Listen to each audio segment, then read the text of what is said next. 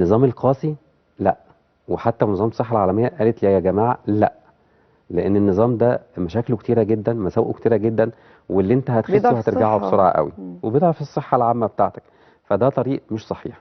طيب ايه الطريق اللي انا ابتدي اخده صح؟ الطريق اللي انا اخده صح ان انا مفيش حرمان، ابتدي اكل كل حاجه نفسي فيها، امنع مقليات وحلويات بس، ودي اصلا في اللايف ستايل العادي الطبيعي بتاعنا، ان انا ما اكلش حلويات وما اكلش مقليات. اكل كل اصناف الاكل بس بكميات متوازنه، ما كترش في الكميات قوي. ولو احنا مش قادرين على الموضوع دوت ان انا ابتدي اظبط اكلي، ببتدي اخد الالياف الطبيعيه تقدر انها تملي لي المعده وتساعدني على الشبع. في نفس الوقت هي مليانه من الفيتامينات والمعادن كتيره جدا هتمد الجسم. في نفس الوقت هتلاقي نفسك حاجات في جسمك بتتغير زي ايه؟